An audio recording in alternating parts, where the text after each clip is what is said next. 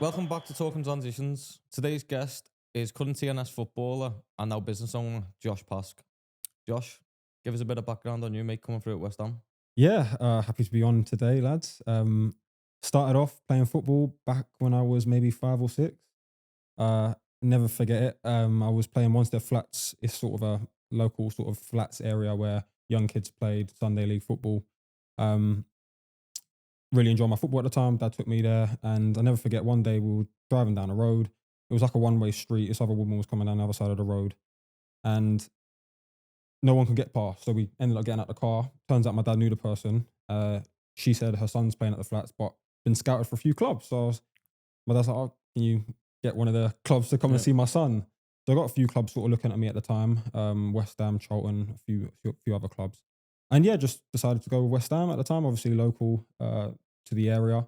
And yeah, just come up through the ranks, playing from, when the academy starts around 8, all the way up until 21. Sat on a bench for the first team on a few occasions.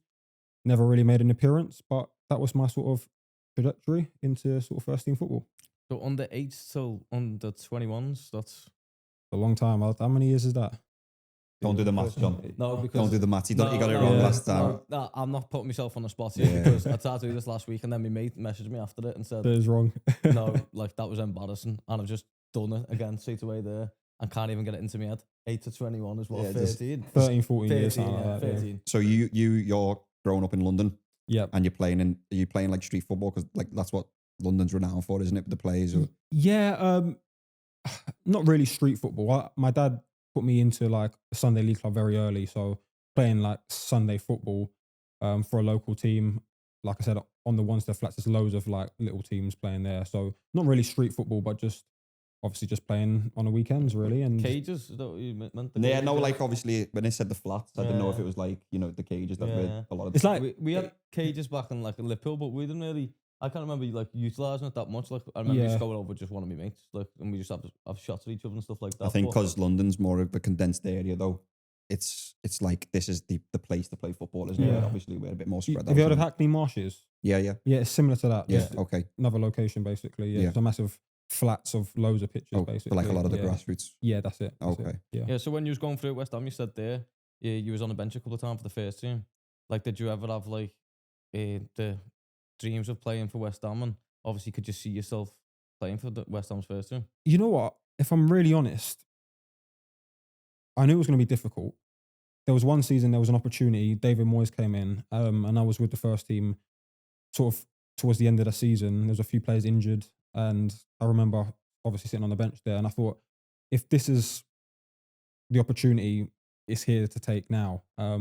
Unfortunately, I didn't play. Did well, but he didn't get sacked, but his contract was up at the end of the Yeah. season, and then Pellegrini came in and just didn't get the opportunity the following season, and unfortunately got released. But did I believe I would play in the first team? Probably not. If Yeah. I'm honest, I just thought, am I good enough? Honestly, and would they give me the opportunity, especially with the caliber of players that they had? Probably not. Sometimes you got to be honest with yourself. Some Yeah. people they say, yeah, I would have had the opportunity if this, that, or the other, but thinking about it, probably wasn't good enough to get through there. Yeah. Yeah. That's quite- fit enough, isn't it? Yeah, obviously you're quite level-headed. You've started a business early. So it takes some level of maturity as well to be able to do that. I always say this, don't we, about when you're in the moment as well. Obviously, being on the bench at West Ham, when you're in that moment, are you like prepared and ready to play if needed, or are you kind of just embracing it and just be like, like as you are as a young Yeah. player? Yeah. Obviously, probably a bit of nerves, like being on the bench potentially could come on. Very much embracing it. I remember my family coming down and obviously watching the games there. But yeah, no, I kind of was in the moment. Yeah, just embracing it. And if I came on, great. If I didn't, cool. I was happy to sort of be there. But yeah, very much in the moment at the time. Did any of your teammates in your age group make it into the first team? Yeah, so a good friend of mine actually, Grady Diangana, he's at West Brom at the Yeah, yeah. moment. I'll never forget it. We were on what they do at these Premier League clubs. They stay in a hotel Yeah. day before, even if it's a home game. Just in the hotel the day before, went to the game, turned up, saw my shirt there. I was like, oh, this is cool. Went to take a picture and I see my guy Grady's shirt right next to him, but he wasn't there. I was like, oh, that's interesting. Turns up, he's like, yeah, I got told I was on the bench. He was a good friend of mine. Obviously, we grew up in the academy together. And we sat on the bench for those 2 games. And the next season, he got an opportunity and he took it. He did really well. And yeah, he went on loan to West Brom. They got promoted, and then he went there. So he actually did go through. And obviously, the age group below us, we had Declan Rice. So he obviously, he's doing great now at the moment. So after being there for so long, when it come to an end, your time at West Ham, how did you deal with the setback and get released? Not well, not well. I remember getting told. Funnily enough, they do they tell you if you're getting kept on or not on April the 1st. It was April Fool's Day, which is funny. But you're getting released. Good one. Yeah, literally. I was thought to put that one out, but I was like, that's probably not the right time. That would have been good one from you though if they said you got released. Yeah. He was like, yeah, good one. Yeah, give him a contract. Yeah, but you kind of get the sense that you're not going to get kept on, like sort of. They would not treat me differently, but you can kind of sense and get a feeling that, you're probably not going to get kept on here. But I remember going into the room, they're telling me, look, we're not going to give you another contract. And I remember coming out of that, I kind of knew, but coming out of that, I went back into the gym and I thought to myself, okay, let me give my dad a call and tell him the situation. Because my dad's helped me, obviously, brought me to football as a young kid. And I remember picking up the phone and telling him the story and bursting out crying. So I had to turn the phone off because I didn't want him to sort of hear me cry. Yeah. But yeah, first time I ever sort of faced rejection. Didn't take it very well. Later that day, I went home and I thought to myself, you know what? I think it's a good idea to go to Tesco's and buy myself a whole bottle of vodka. Took that back home, started playing a bit of Call of Duty, drinking vodka. Don't drink, never drank before. And ended up the next day in hospital for alcohol poisoning. So didn't take it very well. At the time, I said to myself, this wasn't because obviously I got released, but it clearly was. But yeah, that was the first time I experienced rejection. And yeah, like I said, didn't take it very well. I felt like I let my dad down. Yeah. And that's why when I called him, he picked up the phone, couldn't hold it in, burst out crying. But yeah, I guess, it's just part and parcel of being a football player. I've seen so many kids throughout the age groups come up and then get released, and the new kids come in and get released, and it was just my turn. That point though, like you've had a blowout and obviously you've ended up in hospital. Like where was the turning point then to say, no, you know what, no, I'm not giving up here. West Ham just one club. I'm going to carry on playing football. And did you speak to anyone? Did you get any help? Did you get any advice? Not really, no. My wife, my girlfriend, she was my girlfriend at the time. She helped me, and she's a therapist, so she sort of helped me through that situation.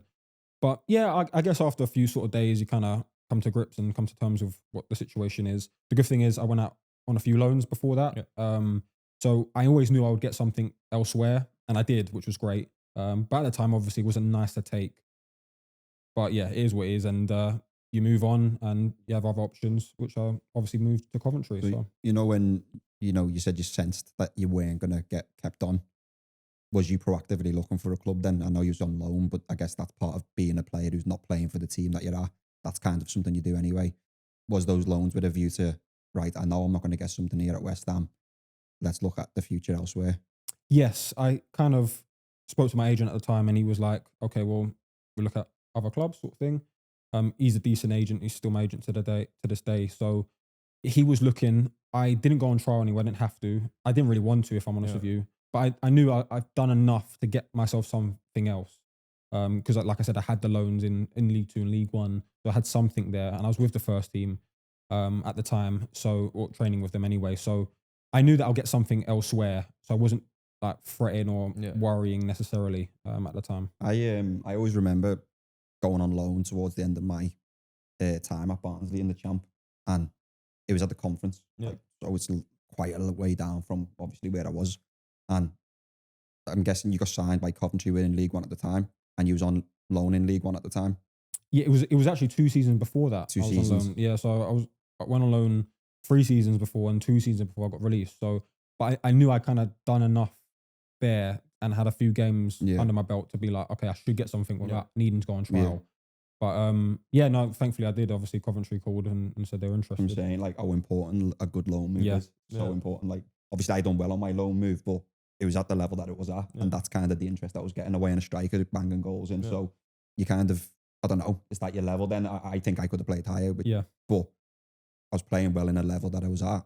and that's the type of people who are kind of watching the game. So I think it's always important for, like, say, use West Ham for an example now. You obviously got loads of players around 18, 19 who were still in the academy and all that, but you must have been 18, 19 I was 21 at the time. when you first went out on loan. Oh, when I was 17. Yeah, I was so quite young, yeah. so young, 17, 18, Yeah. going out on loan. Like, you're playing first team football, people are getting to watch you play first team football, and your name's out there, where I think people can get lost in, like, the academies and maybe are too scared to go out on loan because they don't want to. It's a big difference, isn't it? Going from West Ham down to League Two, it's a big difference. Maybe it's the ego that doesn't want them to drop down, but Yeah. I believe it's definitely the best thing to do, and obviously that worked out good for you because say if you didn't go out on loan and then you got to 21 when you left West Ham and you hadn't played any first team football, you definitely would have been struggling, or you would have been in as good a position that you was to get signed for Coventry. Definitely. No, 100%. I think it's very important. Statistically, most players don't make it to the first team. So they're going to have to drop down to some sort of level. And what are the managers looking for? They're looking for someone with experience. So it's always good just to go out there, even if you don't play as many games or whatever it may be, just because you never know, you might not make it. Most people don't to the first team at the academy that they're at. So they're going to have to drop down. Yeah. And for me, it did me well. And I know other players in my sort of situation that didn't get out on loan and they didn't have the options that maybe that I had at the time. The good thing is obviously you're at a Premier League club. So naturally when you drop down, it's like maybe if you were at a League One, League Two club, you're dropping down again. And it's like you're going Conference South or, non-league of some sort. But when you're at a Premier League club, it definitely helps because you should have options elsewhere if you've done well and you've got to sort of, 20, 21. But the loans 100%, players. I feel like you get that time when you're at a Premier League club as well to nurture your loan moves. So your first loan move doesn't have to be perfect. Yeah. You know what I mean? Experience, Like, look at the likes of like Ray and that. Like the goalie for Arsenal, he was like on loan at Southport years ago. And stuff. So some mad loan moves when you see the players who are at the top of the game now. Obviously, they was playing for big clubs then, but they've had some low loan moves and then like worked their way up, haven't they? As you say, you get that little bit of a cushion as well. Which obviously deservedly so. Obviously, you're playing for a Premier League club at the end of the day. So I always say to the lads that come on loan, like obviously at the teams I've been like lower league levels, but like the lads who come from the Premier League come on loan at, like say Doncaster for example now, because that's where I'm at, and they're expecting to start every game just because they've come from say Liverpool. Right. I'm going to use Liverpool for an example, and they come and like their heads going, they're not playing and all that, and I'm like, this is your first loan. Like talk to them, just say like, this is your first loan. Like this is why you've come out on loan, to get these experiences. Like it's not going to be easy. We're just going to come and play every single week. Like this is why you're here, not just to get games, to understand like this is football. Like you're not going to play, you're going to get dropped. The man's going to pull you in. You might get left out the squad sometimes. It's how like you deal with like the rejections of you now, and like it's character building as well. Like being around like the first team games and all that, trying to win games. Like it's all about like the character building as well as just playing games. So I think it's important to have way, whether it goes good or bad. It's just a lesson learned as well. Yeah, it's experience at the end of the day. You don't get that in academy. There's never a real, push to get 3 points. It's all about development. You know what I'm trying to say? It's completely different when you go into a first team environment and you're like, if we don't win on the weekend, or if we don't win for 3 games, and the manager's going to have to get sacked, and then it's all over, things are all over the place. There's not as much money. You know what I mean? There's no time for nurturing. It's like, we need 3 points. Otherwise, like someone's out.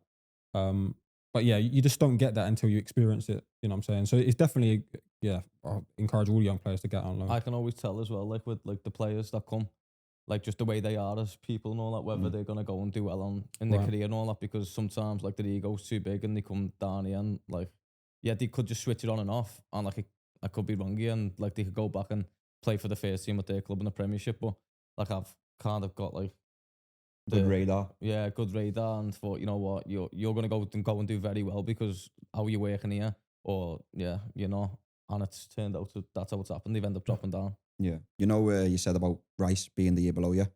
I'm guessing he was playing up at that point as well. Yes, he was. I remember I think I was a second year scholar, and they were unsure whether to give him a scholarship. So, and at the time he was kind of like on the brink whether he was going to get one or not. They ended up giving him one, and don't know what happened to him over the off season. Came back and he was just unreal. Really, just like not losing the ball, confident. Obviously, his body developed as well. Yeah, then you can just like the progression. He was just amazing on the ball, never losing it in training, and that clearly way too easy for him. And just I thought to myself, wow, like this guy's You could serious. tell. But yeah, you could tell. I think anyone, at the time in my age group, in and around the academy, knew that he would go on and do really well. Like I definitely saw it just because he was just never lost the ball, great professional, and obviously he's doing his thing now, isn't he? Yeah. So, I'm sure to play things when he played centre half. Did he play centre half a bit as yeah, well? yeah. We played with each other sort of under 21s football. Yeah. We were both centre backs at the Yeah. time. But yeah, you can play both centre back. He was obviously older mid at the moment. Yeah. Great player. I think Premier League footballers have got like a certain stature. Like Not he my looks stature. like Yeah. no, definitely not Small and not all chubby. of them, but Small and anyway, chubby. no, but they all. Do you know the way Yeah. he is? He's Yeah, like nah, he's not dead muscly, is he? But he just looks strong. He looks like Yeah. he can. I think it's just almost like destiny. 'Cause Yeah. He's just, you see some of his interviews, you see him playing, and he's got it. You know what I Yeah, mean? Whatever yeah. it is, maybe it's just God's decided that he was going to go on and progress and Yeah. play at the highest level.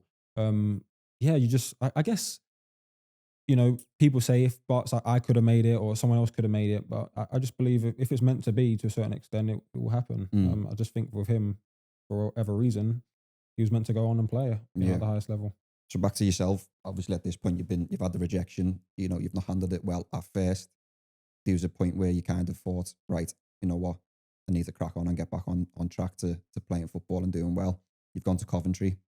Talk us a little bit about how your time's gone in League One there. Yeah, so didn't start well. Well, pre-season was great. Did really well. We played the first game of the season.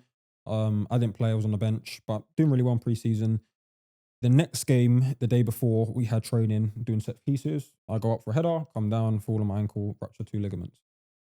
Had to have surgery. That wasn't nice. So not a great start. Obviously injured. I come back around, I think November that season. Played a few games, played an FA Cup, scored a goal, doing well. And then, January, February, looking at the news, you're thinking, what's going on here? COVID and all that. And then March, you'd turn up one day, have a meeting, everyone go home. Everyone's off. And that was it. And I was like, okay, well, this is a first. Yeah. So just sitting at home, kind of waiting to find out what's going on, obviously looking at the news, the death tolls and all the craziness that's going on all over the place. And yeah, you just kind of sitting there waiting for something to happen. And yeah, at that time, obviously just sitting there, just thinking of ideas and thinking, a lot of things are going through my mind at this point because I've just come to this new club. I'm living by myself up there at the time. Not really doing much. And just having ideas kind of. Where did that stem from though? Because obviously the rest of how many clubs are in the Football League? 72, 92? 92. 92. You- Scared to say, aren't you? Scared, But the rest of the clubs, obviously, I get there's so- guys who are similar situation to yourself, sat Yeah. at home, doing nothing, but they're not thinking, how can I utilise At this time? 23 as well. Yeah, 23. such a young Yeah. age as well, yeah. Yeah, I think. You know what it was? It was when I moved to Coventry, I needed to get my stuff and move up there. So at the time, I spoke to one of my boys who was working for a removal firm. And I said, mate, fancy sorting me out? He was like, yeah, I'll put you in touch with a guy. So contacted him. He was like, yeah, I can help you move. I only had maybe a room worth of stuff, if that. He's like, I can help you out, 300 quid. And I was like, all right, cool. So I booked him in, he came and helped me. We moved the stuff together into the van, loaded it up, went up to Coventry, offloaded it, took him about 2 hours, 30 overall, including the travel, and gave him 300 quid. And I was like, oh, that's not bad for him. Like, Yeah. he's took 300 quid from this. And, I thought, okay, cool. Just kind of had it in the back of my mind, that's not a bad idea, sort of thing. And the guy that helped me wasn't the owner of the business. He was just one of Yeah, he's working. the worker. So I thought, okay, obviously, very ignorant at the time, didn't really take into account the fact that, okay, the business only needs to get paid and then maybe they have to pay tax, VAT, insurance, fuel, all the other bits All and the bobs that other go into business. expenses, yeah, exactly. Yeah, but I just thought, it's not bad going for sort of 2 hours worth of work. So kind of had it, like I said, in the back of my mind. When I was at Coventry, I was injured at the time. I was kind of down and just thinking of things of like, I've had a fair few injuries before. Things aren't really working out. Is there maybe anything else that I could sort of do on the side that would sort of maybe supplement my income or just, Give you another focus. yeah, pretty much. And like I said, I was at home by myself. So I had a lot of time just sitting there, as footballers, you get home at around sort of 1, 2 o'clock, and all my guys, they're in London, number one, and number two, like I can't speak to them. It's not like they're jumping on the Xbox or anything like that at that time. They're working, so I'm just literally sitting there looking at four walls, thinking, what am I doing? So something to occupy my mind, but also thinking, football's not going to last forever, and I think COVID was like a catalyst to really, get this idea off the ground. Yeah. Obviously, the removal company, and that was kind of my thought process, if I'm honest with you. I spoke to Josh about this yesterday, and obviously COVID was horrendous for everyone, but for a lot of people, COVID like created people started new businesses, and they used the time to benefit the future and help them. And I think for like a few people that we know, Hope was one of them as well. One of my coaching business. Yeah, because you was allowed one-to-one contact, weren't you, at one point? So could you still do coaching? So yeah, throughout COVID, I think he was allowed one-to-one. Don't quote me. It's all good. No, now. he was allowed one-to-one contact at some point anyway, outside of your bubble or whatever it was, wasn't it? And the coaching business kind of thrived from the back of that. From that, yeah, exactly. Yeah, so some obviously were unfortunate, but others kind of gained from it, didn't they? Yeah, and like I said before, obviously 23 years old to do that, it's unbelievable. There's not many players that would do it, especially at 23. They would have been probably just playing on the Xbox, especially in COVID time when people weren't working. There was a lot of time to just be on the PlayStation the whole time, playing Xboxes. I mean, I moved into my wife's mum and dad's, and I think what were we doing? We were just watching tellies. I remember. You was on the sangria, weren't you? I was on the sangria most days, to be honest. I did do a Peroni challenge one day. He made challenge me to do 23 Peronis, but that didn't end well. You know what? Saying that though, a lot of people do sit there and think of ideas and this, that, the other. Yeah. But to actually go right, yeah, exactly. To actually implement, it takes a level of maturity or level of action. What was it that when you're like, right, this is the idea, I'm gonna go for it? Yeah, everyone's got ideas. Everyone has ideas. Go down the road, Ox John down the road, and I've got an idea to do this. Or me? No, some other John. You Ox Tom, another Tom. He's like, I've got an idea. A generic name. I always call the fucking guy. Just never follow through with them. But everyone's got ideas. Yeah. The difference is, are you gonna do something about it? But I just thought, well, I had the idea because obviously I moved up to Coventry, needed a van to help me move. He got paid for 100 quid. Well, okay, not too bad. In the back of my mind, COVID happened. You're sitting there thinking, what can you do? And I just thought, you know what? I got men, because I got all my boys in London, and family members as well. A lot of them, unfortunately, got, lost their jobs at the time.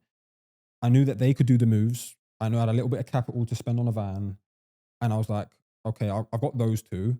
I've also I know that I need to advertise my service. I'm a Gen Z. It's like, okay, social media, just sort of posting on the various platforms. And that's pretty much it. And I just made the decision to start. And I always kind of knew in my mind, I was like logically thinking, if this doesn't work out, I can always sell the van for the amount of money I bought it for, pretty much. So I can't really lose.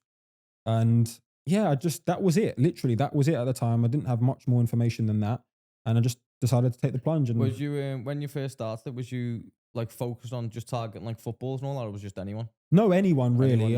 Obviously, we moved a fair few football players just because I'm a football player. Kind of advertised footballers can move at any point, can't they? But I kind of knew at the time, was like, well, footballers aren't really moving all the time. Yeah. You know what I mean? Like, we need to be getting jobs on a daily basis, but the general public are obviously moving all over the place.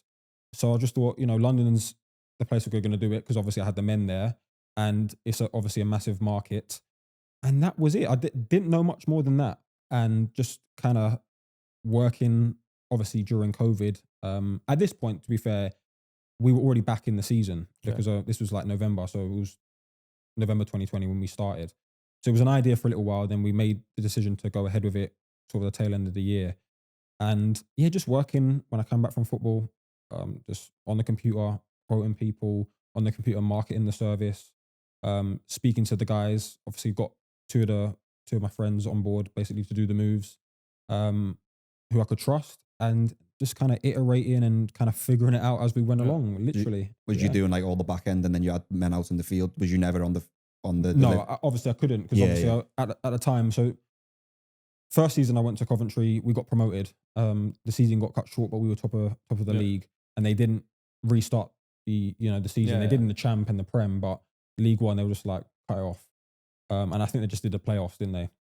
So we got automatic promotion, went up to the Champ, and yeah, I just obviously I was still in contract, and I was like, well, we started this thing, and I have my afternoons and evenings to sort of work on the computer, quote clients and advertise our service and just send the details to the guys and they were able to do the work. So I never was ever on the jobs. Mm-hmm.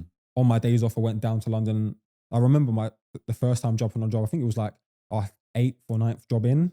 I was like, I ain't got a clue what these guys are doing. Literally, I have no idea because I didn't know nothing about removals. I just thought, let's see what they're up to. I had a day off and went down and I saw them loading the vans and I was like, oh, this is interesting. Took a few pictures and went back to Coventry. So yeah, me doing a lot of admin related stuff and just let the boys do the work. Where was your leads coming from then, Josh? Like, obviously, it's a new startup. You're living in a different city. Where was your leads coming from? You said you were speaking to people and taking quotes and stuff like that. All social media. Social media. That's the only way I knew how to advertise our service. I just thought, well, we need to let people know that we exist so we can actually help them move. I'm on social media. I've used it for a while now. I know it's a great place to advertise your service and tell people about your service. So I just kind of started posting on all the social media platforms. Literally was pictures. I remember our first move technically that we done. When I bought the van, I was down in London. I was like, followed another one of my friends who's a photographer to take a few pictures of me and my cousin moving him into our nan's house. That was it. So we had a van, went to his house, picked up maybe a few bits of furniture. I was like, just take pictures of us, mate. He's like, yeah, sure. And we just offloaded the stuff into my nan's house. It took us like 30 minutes and he took a bunch of pictures.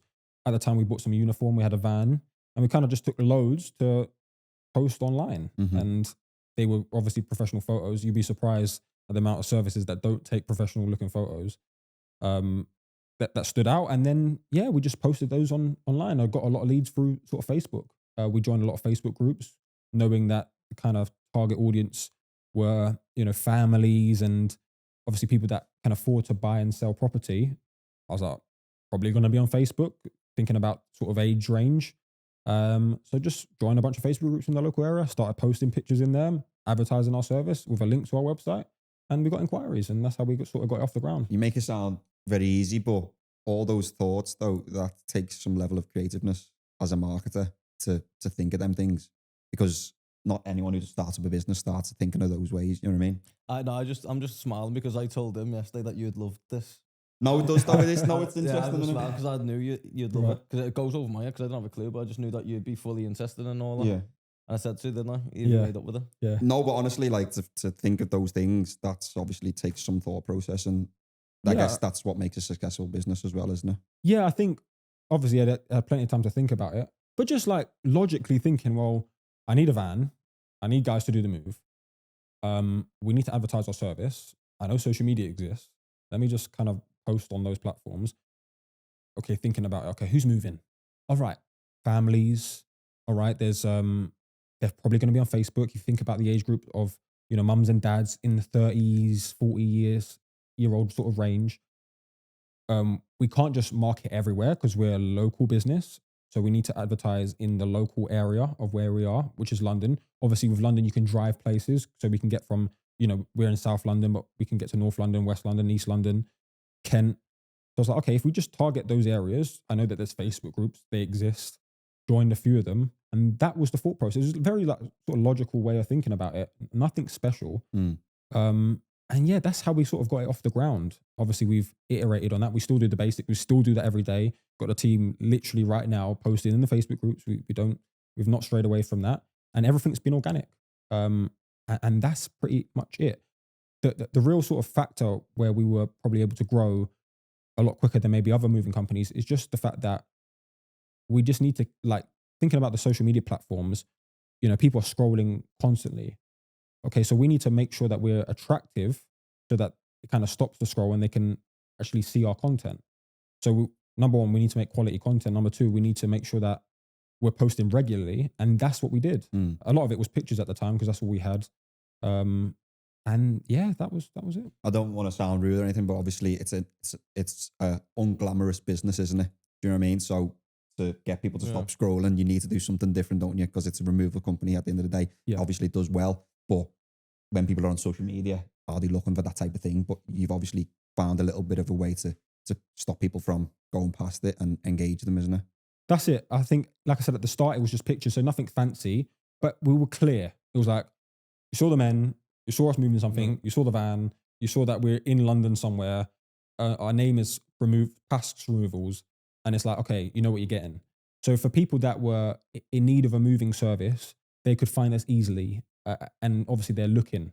Now, to build a brand, to sort of garner attention, and because you either need a moving service or you don't. I say it's a need. It's not a want business. Like I might want a t-shirt and kind of look around and, oh, that's a nice t-shirt.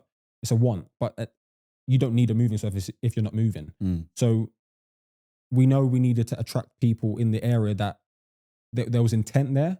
So obviously we use certain words like removals and in said area. That's very easy to do. Just add it to the caption on, you know, the post that you're posting in.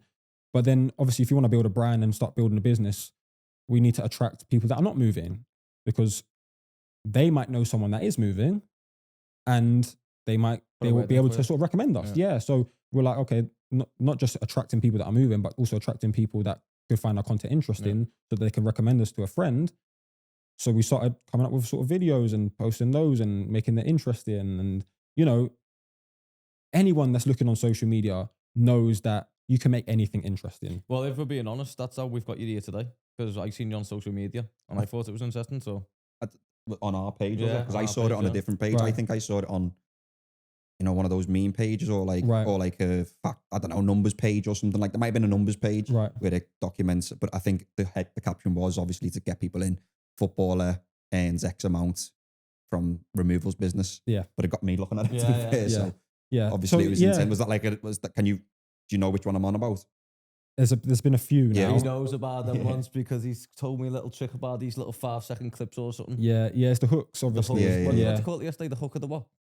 What's that? You called it something yesterday and I didn't have a clue what it was. The term I use is hook, retention, reward. So it's like you hook the person in for the first 5 seconds of a video. Let's say there's something that's really valuable to football players or to anyone, right? And you're posting it on social media in a video format. But the first 5 seconds is just a blank screen. What are people going to do? They're going to scroll away. They're going to turn off the video. So you need to make sure the first 5 seconds are the most like attractive, and it stops people from scrolling or going elsewhere. If you can make the hook really engaging, you can get people to watch the rest of the content. Tell Dill. You good ideas. Yeah. First 5 seconds, Dill. But obviously that hooks the person into watching the rest of the video. Retention is keeping them engaged for the remainder of, you know, the video, and then rewarding them at the end with something that's going to be able to help them, give them some sort of value. So that's the kind of framework we stuck by to really sort of garner retention, so that obviously we can build a brand. Basically, it's kind of worked. We're still trying to, you know, perfect it, and obviously there's a lot of work that goes into that. But that was the idea. Obviously, it took a while to sort of gain that knowledge. But that's all we do to really market our service. We don't run ads. We don't do any sort of affiliate marketing or email marketing or, you know, leaflets. We don't do any of that stuff. It's literally just posting on social media and having people who we move recommend us to their friends and that. That's literally it. This podcast is sponsored by Blythe House, financial advisors for high net worth individuals and business owners. If you're looking for advice in pensions, investments, mortgages, inheritance tax planning, life cover, business loans, and asset finance, then Blythe House has the expertise for you. Head over to the show notes on whatever platform you're listening to this on to find out more. If you enjoyed this episode, make sure to like and follow the page. Thank you. I want to know, obviously you're playing for Coventry in the Championship. You're 23, 24, around the time that you've set up your own business now. How did you find it affected your performance on the pitch, for the good or the bad? And also, how did your teammates take it with you starting your own business? You know, that's a really good question. I don't think I've been asked that specifically before. How did it affect my performance? It probably did. For the good or bad? For the worse. Yeah, because obviously you're spending so much time trying to make this work. That's different to what we've had, isn't it? We've been like obviously speaking to lads who've said it's helped them because it's took away the focus. So you're not just fully focused on football all the time. You're not just got one aim and stuff like that. So it might be to do with the fact that it's a startup and he's trying to get it off the ground. Whereas the previous guest, Jack, for example, or whatever, he's making good money already. So I'm not saying he's not spending as much time on it, but you're kind of in the early stages trying to get it going. So I'm spending all my Spare time. spare time just And focused. when you are and saying all that, are you still on your phone, like looking like what in obviously in the Yeah, changes? yeah. Of you- course, yeah. yeah. But that's fine. It's more I'm staying up until like 1 a.m. Oh, okay. You know what I'm saying? So it's like, oh, well, I'm gonna be tired for training So in the then morning. it is going to affect your performance. Of course innit? it 'Cause is, You're not yeah. getting the right sleep and stuff like Yeah, that. yeah. At the same time, you need to know yourself. Okay. I knew that football wasn't going to last forever, and I thought, let me put effort into this because I don't know when the ball's going to stop rolling. Yeah. So I just thought, you know what? I know myself. I fell out of love with the game ages ago. If Okay. I'm honest with you, I'm doing this. I enjoy it still, but I don't love it. It's not like I'm gonna go and make it to the Premier League. Yeah. I kind of knew my level. I kind of just knew that this isn't forever. And when I started the business, I actually quite enjoyed it. So Yeah. even though maybe it did affect my performance to a certain extent, I'm glad I chose the decision to start. Yeah, that's what I was going to say then. So obviously you said that it did affect your performance. Would you change anything now? Oh, I no know way. You're still only 26, so would you change anything now? No, No. not at all. Not at all. Like I said, I know myself very well. I still play to this day. I still enjoy it. The great thing is, I think something that you were alluding to, I have the option now. I don't have to play football. So for that aspect, I don't have any pressure. The pressure's gone. Maybe I'm maybe a bit tired playing, Yeah. but the pressure to perform and do well and excel is gone. But you Where enjoy it more now? I enjoy it a lot more. Yeah. I play with freedom, no anxiety, no fear. I don't feel like I have to impress anyone. That has a lot to do with my faith as well, but definitely having the option of, well, this isn't everything. God forbid if this doesn't last next season, I'm fine. Yeah. You know what I mean? Because I got something there elsewhere I can walk straight into. And so it definitely relieves the pressure. As you know, when we drop down the levels and we're fighting for a new contract, it's like, I need to get something, and then all of a sudden you're going all over the place to find something, and then it affects your relationship with, your spouse, and you might feel sometimes I know lads that went up to Scotland and they're depressed, and it's like, well, you have to do it because you have no other option. Where me, it's like, well, I got the option. It's cool. I can just pick and choose where I want to sort of go, and knowing that I have this there so that if it didn't work out or if I wanted to stop playing, I can just walk into that. That's the difficult part of football, isn't it? Obviously, because it's nationwide. if an offer comes up north and you're from down south, but that's all you've got. Yeah. Sometimes you're in a position where you have to take it, isn't Exactly. it? Yeah. But having that little cushion with your other business maybe allows that bit of, I don't know, freedom, as you say. But for me, playing devil's advocate, obviously you said know yourself before, but you're one league away from the Premier League at the time when you're saying about life after football. So things could, I know you're saying about getting back to the Prem and stuff like that, but things could maybe have turned that way. Or was you in a position where you maybe weren't playing and not a lot and you thought the only way is maybe down from this position? I just thought that because when we started, I was a year into a 3-year contract. I just knew that it wasn't going to last forever. That's what I knew. I was like, this isn't going to last forever. I might go and play and do well. I might not. Am I good enough to play in the Premier League? Probably not. Championship, if I really try and knuckle down, yeah, I could maybe play in the champ. I played a few games. I've played League One, League Two. But football is not everything to me. It really isn't. And I thought, you know what? I like this idea of going into business. It worked out. We got it off the ground successfully very quickly. So I had it there and I was like, I like this. I'm enjoying it a lot more than I'm enjoying my football at the time. So was it, yeah, sorry, John. No, I was just going to say back to it. Ultimately, it's come down to that decision as well, though, really, that you actually at the time, you weren't even enjoying football anyway. So even though he could have played in the Premier League and he was still young, he was playing in the Championship, ultimately, he weren't enjoying it. Yeah. Like, But did you come to that realization once you had the business and you was enjoying that so much, or was you in a position playing football? No, I think for ages I was like kind of fell out of love again. I fell out of love again ages ago, if I'm honest with you. Like I don't love playing. What was football. the reason behind that? I think from a young age it was a lot of pressure. Obviously, growing up in the academy, you're constantly fighting for a new contract, and you're seeing a lot of people get let go. It wasn't like, obviously when you get older, you're getting encouraged to play, and then it gets to a point where like this is serious. Your whole life's around football. What you eat, what you do, and I just got to a point where I was probably like, you know what, I'm not enjoying it. It's just that's that simple. I'm just not enjoying it like I used to when I was a kid. Yeah. And I think I lost the love for it, and kind of was like, well, if there's another option, I'll look into that. Yeah. So yeah, I'm different. bipolar, mate, to be honest with you. I go through stages of loving footy and Yeah. hating it. Right. But obviously, mine's with me injuries. Obviously, that's probably why I've hated it. Up until that point, I used to love footy. Like, Right. obviously, then the injuries. But then, because I've had so much time out, when I got the taste of being back involved again, I just fucking loved it again. Right. Yeah, you've had a great career though. But I'm bipolar. No, I but think you, I you diagnosed myself as bipolar. no, potentially, but you've had a. I'm not saying you've had obviously the last few Yeah, years you've shit, had yeah. a lot of downs, but Yeah. majority of your career is probably ups. Yeah, to be fair, even though I've had a couple of relegations, even this is going to sound mad, but them relegations that we had from the Championship to League One was probably the 2 best years of my life. Right. Get on that. It was the best 2 years of my life, even though we got relegated. What, playing in the Champ or going into League One and having a good season in League No, One? just it's mad, but the group we had, like Icky and all that, my best mate Joe Neal, Fordy, my other best mate, like the group we had, like just we had Paul Warren as the manager, who's a legend. Like, even though I think we just knew that we were going to get relegated, Right. so Right. we had no pressure on us getting relegated, and we just, even the 2 years in the Championship, we were getting beat all the time, and we still just made it the best. Yeah, I don't year. think there was an expectation of No, they on you, weren't. yeah. They weren't. So yeah, even though the downs. So going back to what Andre said, my downs were still good. To be fair, Yeah. yeah. I mean, you come to realize that football is just a roller coaster. 1 minute you're Yeah. promoted, next you're getting relegated. 1 minute you're playing really well and performing, Yeah. next you're having a stinker.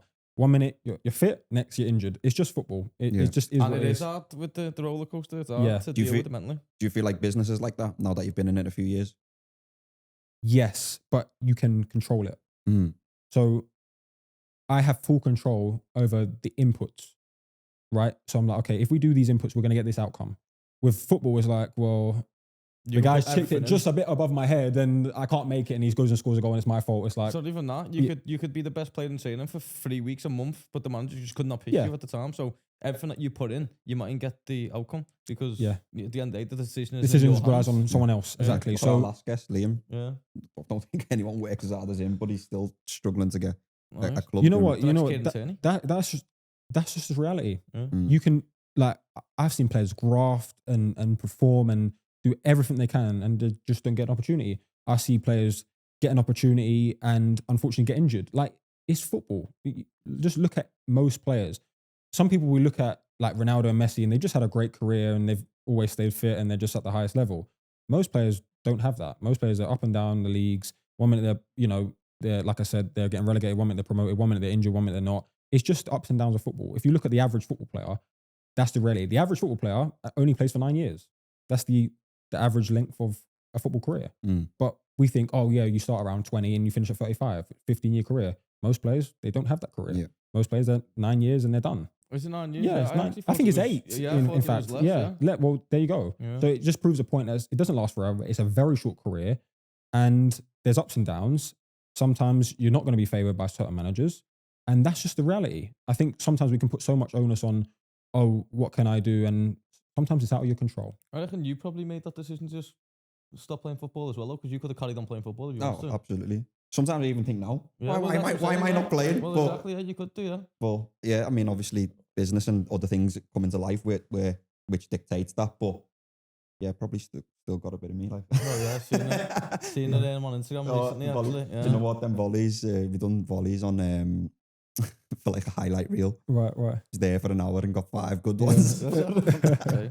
No, Truth, I know. Yeah. No lies here. But Yeah. no, absolutely, football is an up and down roller coaster journey, but a lot of down for a lot of players as well, isn't it? But even if, as you say, if it's 9 years, you're not retiring realistically after those 9 years on the money that you've earned. No, not at all. Mm. But also on like the roller coaster, which is football, is that because you set up your own business, that roller coaster will be so much easier to deal with the setbacks of football being up and down because you've got that on the side, the business on the side. 100%. Where for other footballers, when it's up and down like this, the football and you've got They're feeling nothing it. else, Yeah, that's when the struggles start. definitely. So we try and encourage people to start doing something, whether it's a business or just educate themselves on something, but definitely do something. Speak about footballers here, by the way, but I think this is sport in general. I think this is sport in general. You have your elites, don't you? Do where obviously everything looks like it's going well for them. And They're literally 0.1%. Yeah. Yeah, But I think that's sport in general. of course. 100%. Like, this is why I love this podcast, because it's talking about football doesn't last forever. What are you going to do afterwards, right? Or what can you do whilst you're still playing? And 100%, if you don't have something else, you're just going to feel every single emotion, right? Another thing is faith has been a massive one for me, big time. Because now I don't have anxiety, I don't have fear. I play, great. If I don't play, great. I'm still loved by Jesus. I'm happy. I'm cool. I'm content. I'm at peace. That's probably been the biggest contributor to not having to feel all the ups and downs of football. I have my faith there. But it definitely helps when you've got another source of income that you can just walk into and you don't have to rely fully on your football, because otherwise you're fighting for a new contract. If you're not playing, you feel angry to the manager. I'm cool, man. Like, you don't want to put me in? Sweet. I'll still go out and perform and play to the best of my ability. Don't get me wrong. But, it is what it is. Like, I'll try my best and that's all I can do. And the outcome, I don't have any sort of control over to a certain extent. And what will be. And I just do my best. Just on your faith, I've played with a lot of players who are big believers in God and all that. And it is mad to say that they are probably the most happiest people every day, even when things are going bad. They're always like positive all the time. And like I know I mentioned them last time, but John Bostock started the Ballers in God, didn't he? Yeah. Are you part of that? I know John very well. Are you part of that? I'm not necessarily part of the Ballers in God. We have our own communities called the F3. It's very similar to the Ballers in God.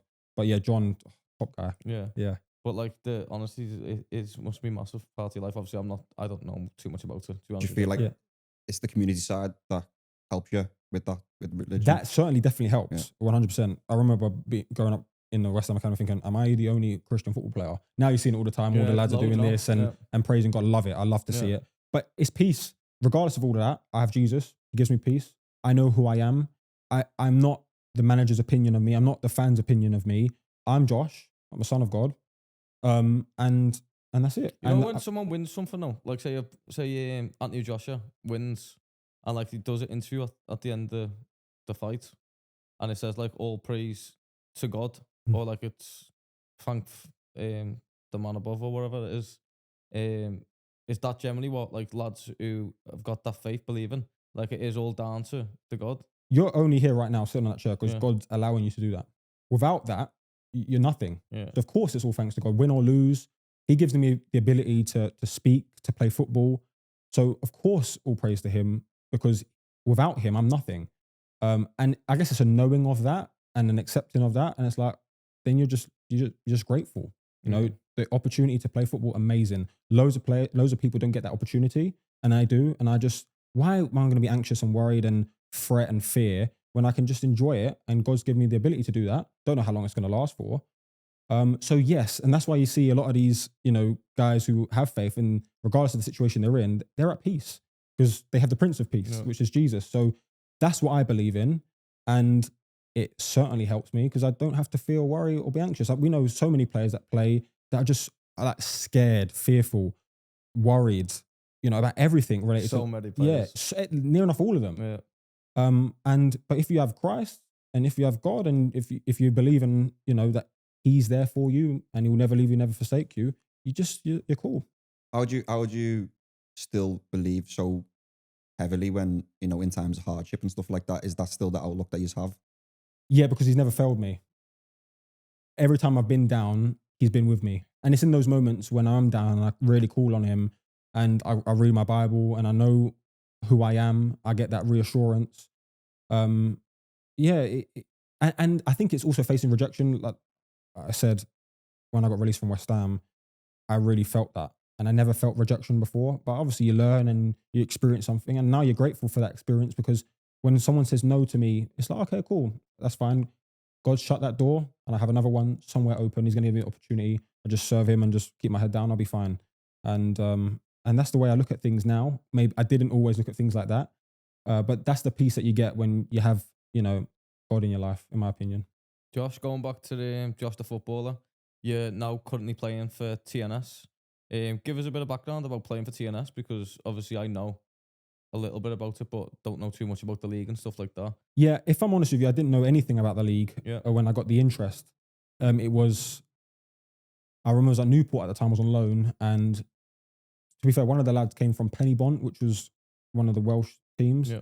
And I thought, I kind of didn't know, I didn't really arts or whatever. And then, my agent called me, said, a club interest called TNS. I was like, if I'm honest with you, I didn't know who they were. They said the Welsh side, full time, and I was like, okay, interested. Then I found out about the fact that they win the league near enough every year, and they also get European qualifiers. And I was like, oh, that's very attractive. I also looked at the first thing I did as well when I got the interest. I looked at it on the map. I was like, where is it? And middle of nowhere. Yeah, kind of middle of nowhere, but not too far from where I am. Yeah. I was like, that's good, because I had a few other interests up north, and I was like, no, I'm not going up north. I don't want to do it. So when I saw that it ticked those boxes, I was like, yeah, it makes sense. I was, and obviously I knew the manager at the time as well, which definitely helped. But that was it, really. I didn't really know much, if I'm honest with you. But I liked, what was pitched to me, and I decided to go there. What order do you think decision making goes as a footballer when they get a contract Money. offer? Money, location, and then what? money, What's just them two? Money and location. money, Money. location. No matter what. Nah, location for me. Actually. Location first. Location definitely first for me now. 100%. Location would be Yeah. first. But why is that? Because you got family. Yeah, it's Yeah. got me out there. I know obviously I'm not going to earn that much money now to go and move far anyway, so it'd be location for me first, then money, to be honest. Yeah. What the fuck does this do? Style of play? That's when you fucking... Nah, not really. Honestly, it is most of the time it's money and location. Yeah. And I think... Opportunities. Yeah. Opportunities in terms of like Europa League. Yeah. So I know you mentioned Scotland and your mate was depressed in Scotland and all that, but in Scotland, the SPL, you're playing against Celtic and Rangers, which if you finish your career and you played against Celtic and Rangers in front of all them fans, that is something that you'll remember for the rest of your life. If you finish in the top 4 or 6, I don't know which one it is, you get Europa qualifiers and stuff like that. So playing against teams in Europa League and stuff like that is also a massive catch for players. So I think, opportunities. Yeah, well, Hope said it, didn't he? Last guest he said, got a contract offer in the same league. He got relegated and a little bit more money. Got a little bit more money in a different club and left. But the manager that he got relegated with knew and trusted him. So in hindsight, he's like, that may have been the wrong decision just for that little bit more of extra money. Yeah. Well, hindsight's 2020, innit? But absolutely, at the end of it, you can only make the decision at the time with the information that you have. Yeah. And a lot of the time, opportunity, but you got a mortgage to pay, or you got family you got to look after. So you have to take that into account. That's immediate. That's important. Yeah. And it depends where you're at in your career as well. I know that young players, a few of the lads, like one of the lads, good friends of mine, Adam Wilson, he's moved to Bradford, but he came to TNS and he did really well, knowing that if he done well, he had the opportunity to go elsewhere. That's what he did. You know what I mean? But for someone like me, it's like, will I go on and progress? Yeah. I don't know. I'm in a different position in my life. I got a business, I got family. It's mad that you say this, because you're 26 and you've been saying it since you was like 23, say. So I think that's crazy because you're still so young. And you never know what could happen. You're 26. Yeah, you don't. No. So that's why you with the information you have, you make the best decision you can, and you work and you grow and you learn and you educate yourself, and you just don't know. What I do know is that football is limited anyway. Yeah. So 35 you're done. Well, the window's getting smaller in my opinion. Yeah. I think 35 was like, but like you're considered a little bit old at 21 nowadays, aren't you? Do you know what I mean? So the window's going younger now. Yeah. I was at Dagenham on my first, and I was 17 at the time. One of the guys that were there at the time was Jamie Curran. He was, I believe, 40. As well. Look at Pepe. Pepe's 41. 41 the other day. Yeah. And there's probably like 17-year-olds on the pitch. Jamie Curran was a slaughter, wasn't he? Yeah. Score goals. Yeah, score goals. I mean, he was 40, 41. Yeah, still He's playing League Two, like banging goals. And I was 17. I was like, I went on Wikipedia. I was like, oh, let me check out this guy. 1993 debut. I was like, didn't even exist. Wasn't even born. I wasn't even born, like for 3 years. It was crazy. I was like, obviously he had a long career. Yeah. He's an exception. A lot of players don't. Like I said, it's an 8-year career, isn't it? So it doesn't last forever. You have to think about other things. Like, you just have to. Yeah. You know what I mean? It's funny because I obviously was always in a position early on. Football was my only thing. So money did come into it. Towards the end of my career, obviously I dropped a little bit lower, but I was a bit more financially stable away from football. At that point in my mind, I was still young enough. I was always like, I would play football for next to nothing now because I'm secure here to play high again. Right. Do you know what I mean? Interesting. Because I was obviously playing a lot lower than I'd ever played or whatever. So I was in a position and I was like, I'd play for near enough nothing as long as I could afford to live. Right. to play high again. I see. I don't know. It's just something psychological that I didn't play loads high, but it would be nice. I think I could have still, and would have been nice. Do you miss football now? No, I don't. No, I don't miss it. But don't get me wrong. There's still times when things happen and you think, right, or whatever. But day to day, I don't miss football. Right. I'm on to like the next chapter of my life. I think every footballer has that, or every sports person. You look back at your first, appearance or whatever it is in football. It's a lifetime ago. Like so many things have happened since then. Right. You've had kids, you married, you this, that, there's so many different things. I think you have chapters in life anyway.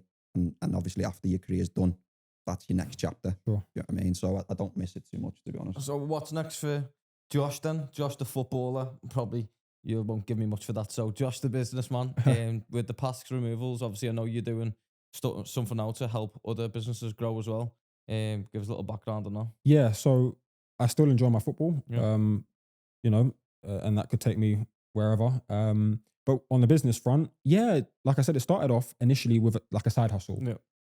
Very quickly, I was like, this is a proper operation. You know what I mean? We're turning over some serious money. And then you kind of sort of marketing really well on social media. The catch is none of these old services really market their service very well at all on these platforms. I'm like, this is like the perfect way to grow your business really quickly because no one else is doing it. And then what you start to notice is that other moving companies are asking questions. They're like, seeing your growth, because you can literally tangibly see we have more vans and more men. We're doing bigger moves, we're doing overseas moves. They're like, well, how are you doing this? You just started a few years ago. And I'm like, well, try this, try that. And they're now, it's like natural progression, if you would like. They want a bit of coaching and they want some help because we kind of know what it takes to get to where we were at. And I guess we can help other people do the same. So you naturally go into that role. So initially when I started, I was like, this is a side hustle, supplement the income. Then this is a proper operation. If we get this patterned, by the time I finish football, I'll be sweet. And then all of a sudden you're like, well, it's already the opportunity now. Yeah. And then all of a sudden you're like, well, hold on a minute. Your opportunity is actually helping people do this same thing. So you just don't know what you don't know. And the more knowledge that you get, and I always say this when people ask me, Josh, what's the next sort of step for you? Genuinely, I don't know. But what I do know is that I'm going to continue to learn, continue to educate myself, continue to, seek advice and grow as a person, because with the new information that I get, I'm going to be able to make better decisions that are going to propel me forward. So you kind of don't know what's around the corner, because if you asked me this question 2 years ago, I would have said something completely different. Now I'm like, I really don't know. So I continue to do that and see where it takes me. But at the moment, we're starting this coaching thing. And the great thing is about coaching is that if you can make people a lot of money, you can charge a lot of money. And I'm not like, oh, this is definitely, worth my while. So we're just in the first few months of getting that up and running. We've got a few guys onboarded into the academy, which we're calling the Moving Academy, which is helping people grow their moving companies. And we'll see where that sort of leads us. But that's where I'm at the moment. I think the moving industry is like maybe a generation beyond yours. So that's maybe your USP, you being obviously relevant in social media. And so I guess a lot of them companies have probably made a living out of word of mouth, where you're kind of proactively pushing it throughout your socials. Yeah. And then also if you can monetize from giving them information, then obviously it's a win-win, isn't it? Yeah. Well, that's it. Literally. Like the old ways of marketing are gone. Clearly, no one watches really much TV. Everything's coming through organic social media, and it's the best way to grow a business because it's firstly you don't have to spend any money on marketing. Secondly, it's organic, and it's a great way of showing people. We've never been an opportunity we can actually show people the ins and outs of a business. Back in the day, it was like an ad that was very highly edited and put together to just, we're a moving company. If you need our help, call this number. And now I can show you the ins and outs. I can show you the way we look after furniture. You can see the guys and they're kind of charismatic and there's a bit of banter. And you're really getting a sense of trust and, it's brand building, but you're really getting a sense of trust when you're looking at that. And if you're able to, utilize these platforms really well, you can garner attention and you can grow a brand extremely quickly if you know how to do it. A lot of these other old firms, they ain't got a clue. A lot of them going around a clipboard, writing up, the information. I'm like, what are you guys doing? Literally get the client to send you a video outlining everything that you need moves, send it on WhatsApp and you can get them a quote straight away. Like instead of going out and doing a home visit, it does work, don't get me wrong, but there's new ways of doing things just by utilizing things that we utilize on a daily basis, like WhatsApp. And so just introducing that to these maybe older firms, they can, grow their business and do things more efficiently. But it's also for the new guys. There's a lot of people that want to, I don't know what it is now, but there's a massive trend to be an entrepreneur, be your own boss. So there's a lot of people that are interested in this model. And yeah, a lot of new guys are like, oh, Josh, how do we sort of build our removal company? What kind of capital would it require then, if, for these new guys, if you're going to say, this is the startup amount? So I have a video I posted about this. We spent £7,000 was an initial budget to start. We bought a van. It was 4.7 grand, and we had we had to get equipment, covers, that kind of stuff, insurance, like literally van insurance, road tax. That was it, 7 grand. And that's the only money I spent out of my own pocket to start the business. Everything from there has been organic growth, and the business has made its own money. So that's possible. And in 3 years, we've done $500,000 in revenue. No money spent on ads. And the only money that's come out of my own pocket was the 7 grand. Everything the business has made. So to me, that's quite attractive. That's as very attractive. Yeah. As opposed to John's about to get 7 Yeah. grand. Hello, give me 77 grand. But it's low barrier to entry. It's very low risk. You need a normal driving license. You can pick up a Luton van, right? You got 1 or 2 guys that you can, are out of work, want a bit of work, grafters and that. Throw them on the vans, give them a day rate.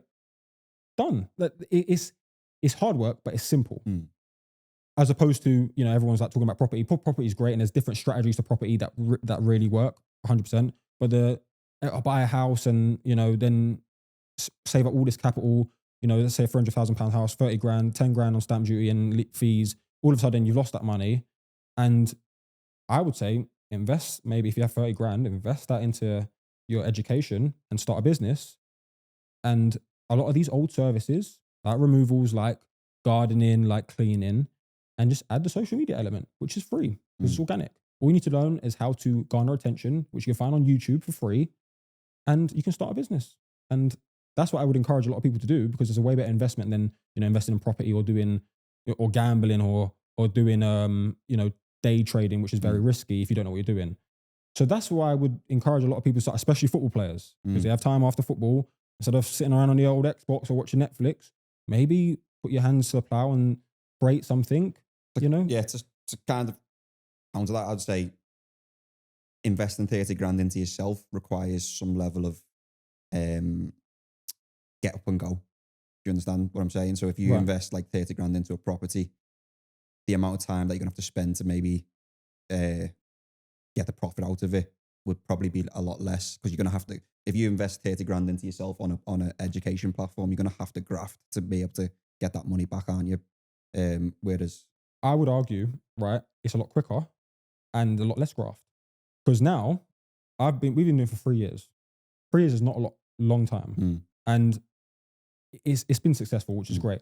I'm not in fulfillment. I don't do any of the admin stuff anymore, because we've hired a VA and we've got one of our guys who've onboarded full time. They do all the work. So I'm sitting here doing nothing. Now, obviously I'm marketing, still working on my business, but I don't, it doesn't require me to do anything, because we've now delegated all that to various members of staff. So you're fully hands off with your business now. Near enough, yeah. Like I do focus on marketing, because I have that knack for marketing. I enjoy it as well. But most of the time, if I'm honest with you, what I'll do on the days off, I'll go down to London, I'll literally record the content, I'll bring it back, I'll edit a few videos if I fancy it. If not, I'll just offload that to our editors. They'll put the videos together and post them. And that's what I do. Everything else is delegated. So to say, if you spend 2-3 years of building and grafting, you get to benefit for the rest of your life. Because like I said, we haven't taken out a loan. We don't have any debt. So it's organic. So if you take 3 years of hardcore education and learning and put that into a business, you're going to benefit quicker than if you were to maybe buy a property and it'd be a slower rate of return. So absolutely, I agree with you. I think to get to a point where you're 2 or 3 years into a business and you're almost fully hands off is probably rare, but hats off to anybody who can do that. Do you know what I mean? But yeah, I'm not saying nobody can do that in terms of like, but I think to get to a hands off stage of your career in a business after 2 or 3 years could be quite difficult. Of course, it is difficult. Yeah. It's hard work. Yeah, it's not going to be easy. I mean, look, we've all played football. It's not been easy. Yeah. We've grafted for years to get a professional contract. Mm. Every day, working on our you know, kicking the ball, heading the ball, whatever it might be, for years to get one contract. So, like, all I'm saying is maybe just utilizing your afternoons and evenings and just educating Yeah. yourself. Mm. That's it. Because if you spend a year of education, you know, whether you're working a 9 to 5 or whether you're playing football, whatever, and you just utilize that time instead of wasting it, you're going to be in a far better position. You're going to have a lot more knowledge to be able to utilize that and implement that into some sort of business. Or Well, even if you don't do it while you're still playing, you're going to need it for after football anyway. of course so you're might going as to. well, yeah. Of course, Yeah. because most players don't play at the highest level. Exactly. Most players don't play in the Premier Yeah. League. Yeah, to earn enough money to look after themselves when they're finished. Most players are playing Champ, League One, League Two, non-league. You know, you're going to have to think about what are you going to do when you hang up After the boots. football, yeah. The best time to think about that is when you're still playing. Yeah. Mm. And you have the afternoons and evenings. Players finish at 1, 2 o'clock. Yeah. They have time to educate themselves. They have time to read books and to learn. And YouTube is a great like platform to do that. Just type in how to start a business, how to market my service, how to advertise, whatever. You're going to learn. Mm. Yeah. And that's what I would encourage a lot of people to do. Because Well, yeah. That'll lead us on to wrapping it up now. What advice would you give to young players then who are playing, or young sports people? Because Andre mentioned before about any sports really. What advice would you give now while they're still playing for life after football to start doing something now? I would definitely say, obviously, enjoy it, because I wish I enjoyed when I was younger that time a little bit more. I was so much pressure, and I kind of put that pressure on myself. Definitely enjoy football. It doesn't last forever. And I would say definitely think about doing something. I'm starting to see it more, which is great, but doing something after training that could potentially help you for when you hang up the boots. That's what I would say. Yeah. Just start there. Just YouTube and search and browse, you know, and you'll find the answers that they're out there. That this is free most of the time. That's what I would encourage a lot of people to do, because you have time after training to focus on improving your education, your knowledge. And when you have more information, you can make better decisions. So that's what I would encourage a lot of young footballers to do. It's hard because now you're in the bubble, you're in the academy. It's like, you know, the trajectory to the first team, and it's all my dreams coming to fruition. Yeah. But you do have time when you're not playing to educate yourself. And that's what I would encourage a lot of players to do. And it's as simple as that really, isn't it? You're not asking much for the lads to do. You just basically ask them to do stuff that anyone can do. Literally. You're not asking them to go on a course or tie into a 2-year course that you're going to get a qualification at the end. It's just use your time wisely to help you in your future. Yeah, 100%. You can do that on YouTube. Yeah. You don't have to sign up for a fancy course. I did it on YouTube. You can do it on YouTube. So that's what I would encourage. Definitely. Big time. Well, thanks for coming down, Josh. Appreciate your time, mate. Thank you very much. Thank you, Appreciate it, mate. guys.